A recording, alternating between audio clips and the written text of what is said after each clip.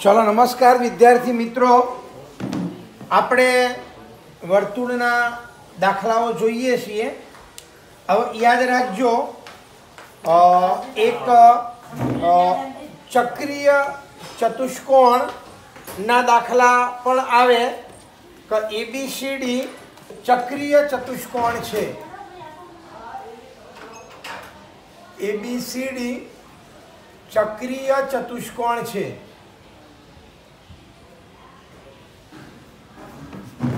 ખૂણો માપખૂણો એ બરાબર 80, તો માપખૂણો સી બરાબર ખાલી જગ્યા।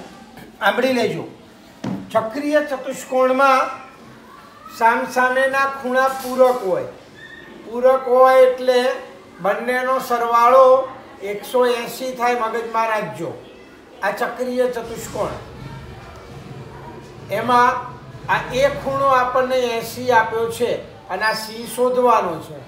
તો ખૂણો એ વત્તા ખૂણો સી બરાબર 180। હવે એની જગ્યાએ 80, ખૂણો સી એમના એમ, એટલે ખૂણો સી બરાબર 180 માઇનસ 80, એટલે ખૂણો સી બરાબર 100, એટલે આપણો જવાબ આવ્યો 100 એમ। બીજું, ઘણી વખત જેમમાં લખેલું આવે કે એબીસીડીમાં ચક્રીય ચતુષ્કોણ છે,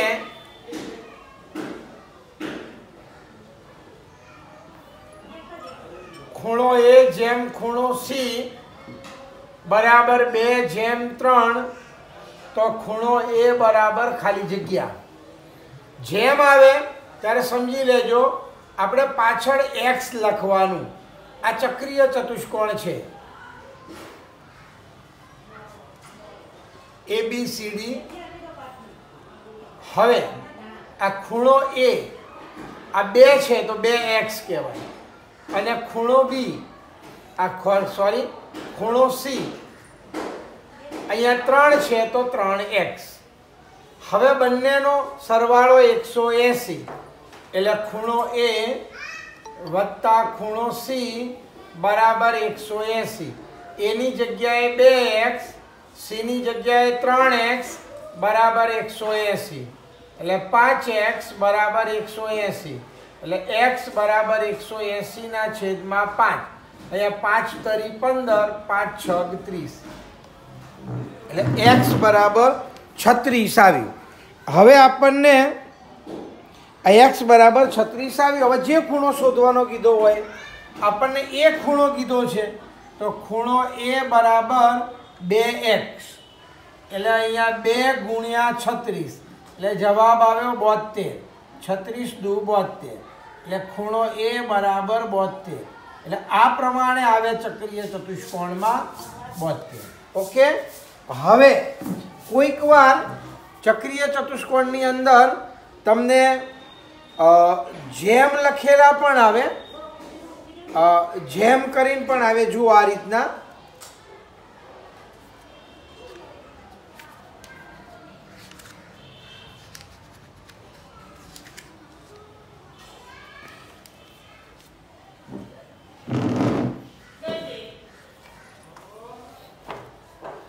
ત્રીજું,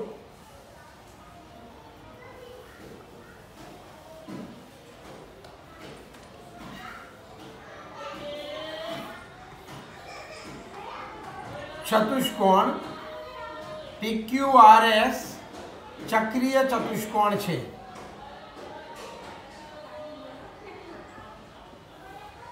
જો 5 ખૂણો P બરાબર 4 ખૂણો R, તો ખૂણો R બરાબર ખાલી જગ્યા। જો આ પ્રમાણે હોય તો યાદ રાખજો, આપણે અહીંયા આ PQRS ચક્રીય ચતુષ્કોણ છે,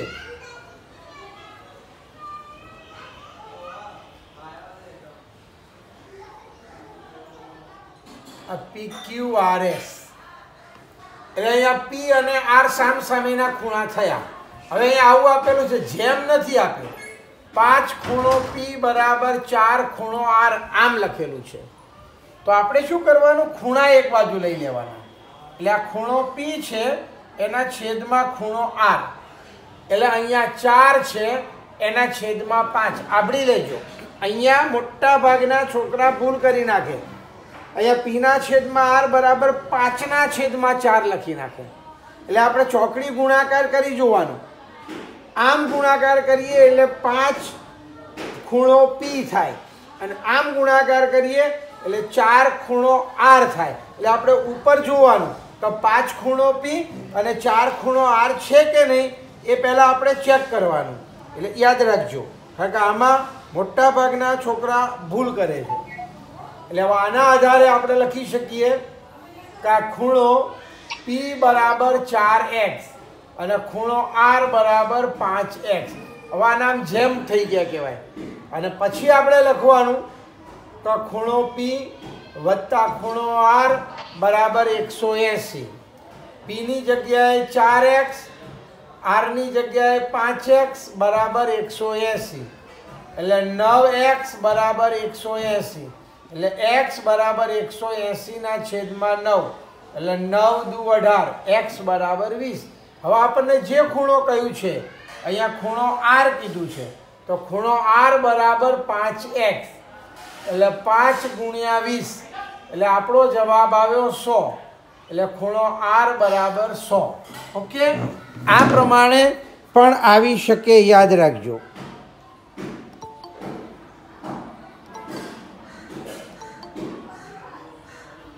હવે આવી રીતના પણ આવે, મગજમાં રાખજો કે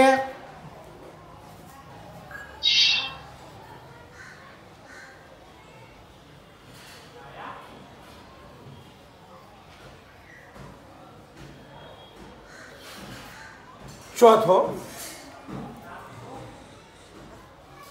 ABCD ચક્રીય ચતુષ્કોણ છે. એટલે ચક્રીય ચતુષ્કોણ ABCD માં આ પ્રમાણે પણ આવે. ચક્રીય ચતુષ્કોણ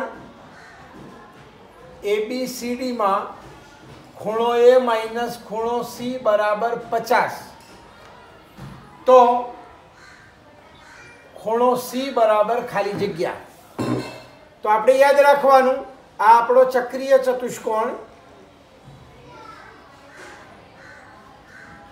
તમારે ખાલી જગ્યામાં પૂછાય, એક વાક્યમાં પૂછાય તો આવી આકૃતિ દોરવાની જરૂર નથી. તમને ખબર પડી જ જાય કે ભાઈ આ સામસામેના A અને C સામસામેના ખૂણા છે, એટલે એ પૂરક હોય. પૂરક હોય એટલે બંનેનો સરવાળો 180 થાય. અને અહીંયા આગળ આપણને આપેલું છે ખૂણો A માઇનસ ખૂણો C બરાબર 50. તો આપણે પહેલાં લોપની રીત લેવાની. આ AC ઉડી ગયા, એટલે A ને A એટલે બે ખૂણો A. બોલો.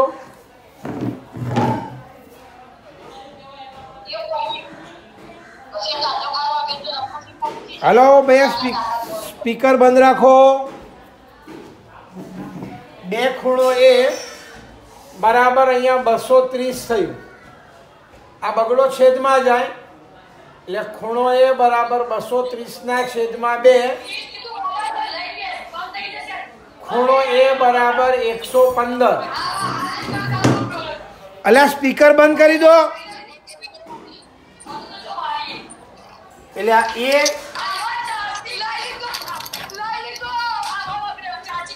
આ ખૂણો A બરાબર 115 આવ્યું. હવે આપણે અહીંયા ખૂણો C શોધવાનો છે.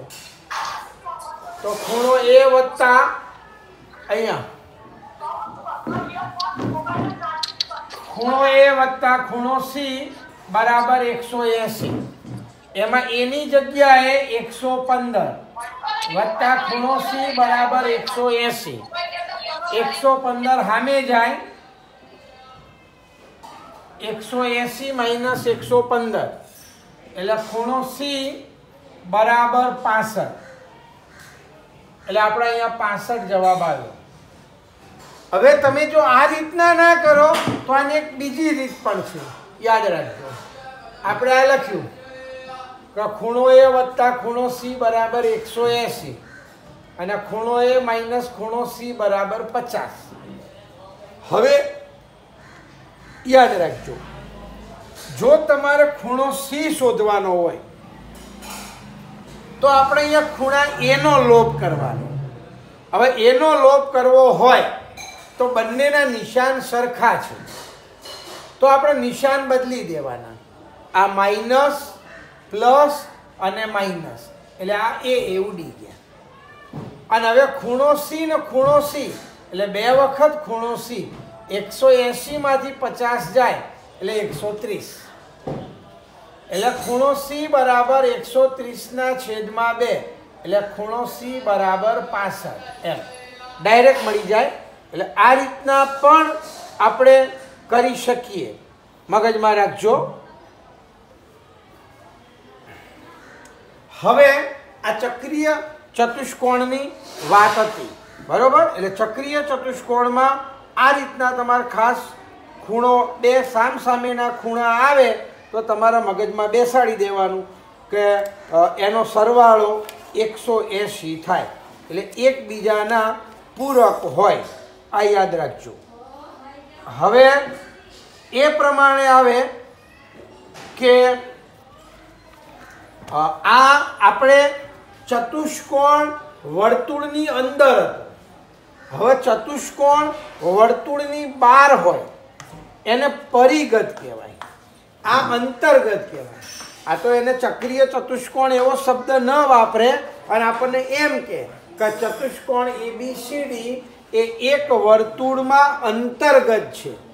અંતર્ગત બોલે એટલે તમારે એને ચક્રીય ચતુષ્કોણ સમજવાનો. એટલે એવો એક દાખલો લખાવી દઉં, અંતર્ગત એટલે તમને યાદ રહે. 5મો,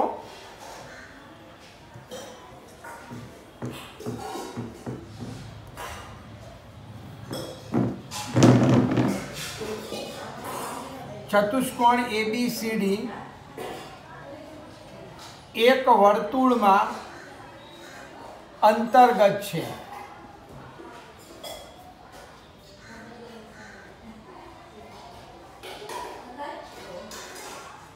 જો ખૂણો A બરાબર 5/3 અથવા 9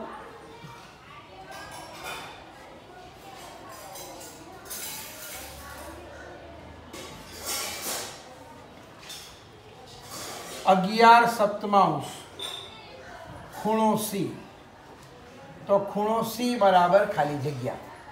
યાદ રાખજો. તો અહીંયા ચક્રીય ચતુષ્કોણ શબ્દ નથી વાપર્યો, પણ વર્તુળમાં અંતર્ગત છે એટલે વર્તુળમાં અંતર્ગત છે એટલે વર્તુળની અંદર ચતુષ્કોણ આપણા મગજમાં બેસાડી દેવાનું. આ વર્તુળની અંદર ચતુષ્કોણ ABCD. હવે આપણને અહીં આપેલો છે ખૂણો A બરાબર 11/7 ખૂણો સી. તો આ ખૂણા સી ને નીચે લાવવાનો એટલે ખૂણો A એના છેદમાં ખૂણો સી 11/7. એટલે અહીંયા ખૂણો A બરાબર 11x અને ખૂણો સી બરાબર 7x. હવે સામસામેના ખૂણાનો સરવાળો 180 એટલે એની જગ્યાએ 11x, સીની જગ્યાએ 7x બરાબર 180, 18x બરાબર 180 એટલે x બરાબર 180/18, 18 10 180 એટલે x બરાબર 10 આવ્યું. હવે મારે ખૂણો સી શોધવાનો છે, તો ખૂણો સી બરાબર અહીંયા કેટલો છે તો 7x એટલે 7 × 10 એટલે 70 એટલે ખૂણો સી બરાબર 70. આ બધા વર્તુળના અંતર્ગત ચતુષ્કોણની વાત હતી, એટલે ચક્રીય ચતુષ્કોણની. હવે યાદ રાખજો, જ્યારે વર્તુળની પરિઘત ચતુષ્કોણ આપેલો હોય ત્યારે તમારે યાદ રાખવાનું કે એના સામસામેની બાજુઓનો સરવાળો સરખો થાય. આ મગજમાં રાખજો ખાસ. કે વર્તુળની પરિગત ચતુષ્કોણ હોય, પરિગત એટલે બહારની બાજુ ચતુષ્કોણ હોય તો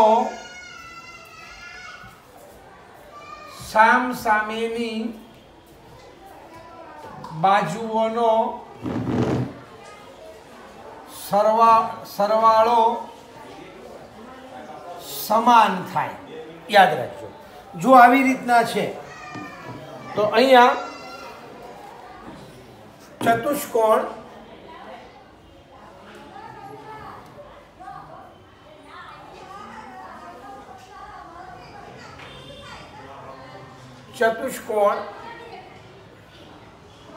ABCD એક વર્તુળને પરિગત છે. જો AB બરાબર 5.2 સેમી, BC બરાબર 8.7 સેમી અને CD બરાબર 10.3 સેમી, તો AD બરાબર ખાલી જગ્યા સેમી. યાદ રાખજો.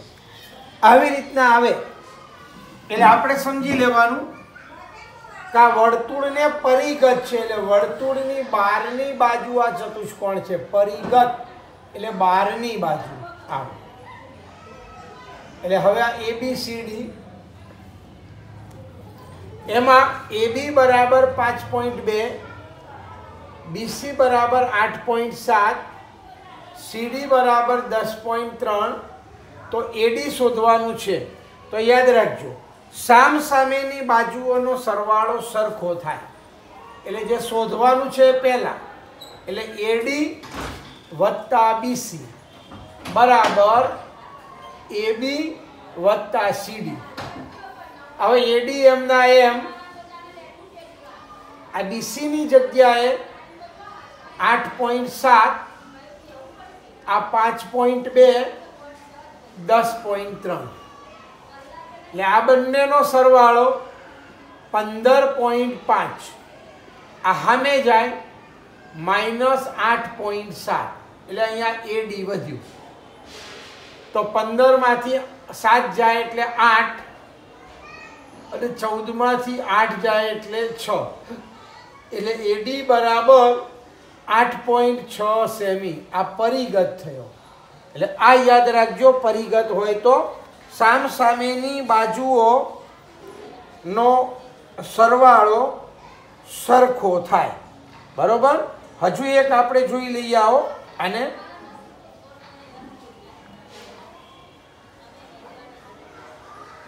ચતુષ્કોણ આવી રીતના પણ લખેલું હોય. ચતુષ્કોણ ABCD ની બાજુઓ એક વર્તુળને સ્પર્શે છે આમ પણ લખેલું આવે. એટલે આ બાજુઓ એક વર્તુળને સ્પર્શે છે બધી એમ. જો AB બરાબર 8.3 સેમી, CD બરાબર 6.8 સેમી, BC બરાબર 7.9 સેમી, તો AD બરાબર ખાલી જગ્યા સેમી. યાદ રાખજો. અહીંયા આગળ આ ચતુષ્કોણ એક વર્તુળને સ્પર્શે છે એટલે આપણે સ્પર્શે છે એની બાજુઓ એટલે બહારની આ સ્પર્શે છે કહેવાય. આમ એટલે એને પરિગત કહેવાય. સ્પર્શે છે એટલે પરિગત ચતુષ્કોણ આ ABCD.